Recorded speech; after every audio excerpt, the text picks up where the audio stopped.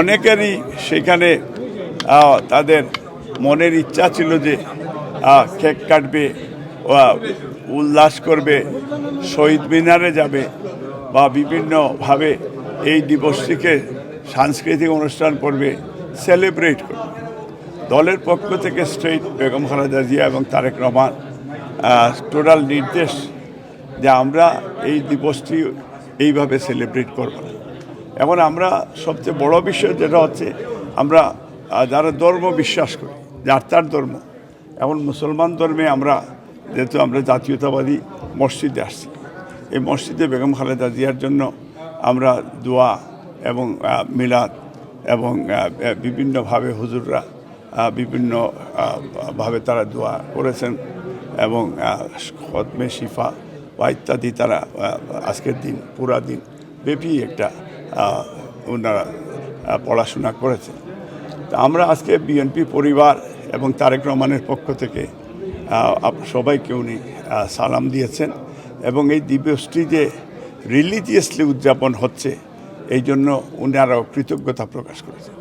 তা আমরা আপনাদের সহযোগিতায় সারা বিশ্বের মুসলিম উম্মার জন্য আমরা শান্তি কামনা করছি। বাংলাদেশের প্রত্যেকটা মানুষ, প্রত্যেকটা ধর্ম বর্ণ নির্বিশেষে আমরা সবাই বেগম খালেদা জিয়ার সুস্বাস্থ্য এবং দীর্ঘায়ু কামনার জন্য আমরা আহ্বান জানাচ্ছি এবং আমরা যে যে ধর্মের আছি যার তার নিজস্ব ধর্ম থেকেই আমরা এই বেগম খালেদা জিয়ার সুস্বাস্থ্য এবং দীর্ঘায়ু কামনা করছি। দেশের জন্য শান্তি কামনা করছি। তারেক রহমান বীরের বেশে বাংলাদেশে যাবেন, ওনার জন্য আমাদের সবার শুভকামনা এবং বাংলাদেশে ফেব্রুয়ারি মাসে অগাধ সুষ্ঠু নিরপেক্ষ নির্বাচনের জন্য আমরা এই সরকারকে যাতে নীতিতে অটল থাকেন এবং প্রবাসীরাও যাতে এই নির্বাচনে অংশগ্রহণ নিতে পারে এবং তারা ভোটাধিকারও পায়, এটাই আমরা সবাই দোয়া করতাম ম্যাডামের লাগি।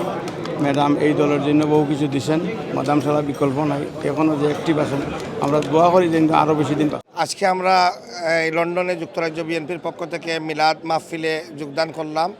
আমি যুবদলের একজন কর্মী হিসাবে বিশেষ করে সারা বাংলাদেশের মানুষ মন খুলে তাদের প্রিয় নেত্রী, বাংলাদেশের গণতন্ত্রের মা দেশনেত্রী বেগম খালেদা জিয়ার জন্মদিন উদযাপন করেছেন।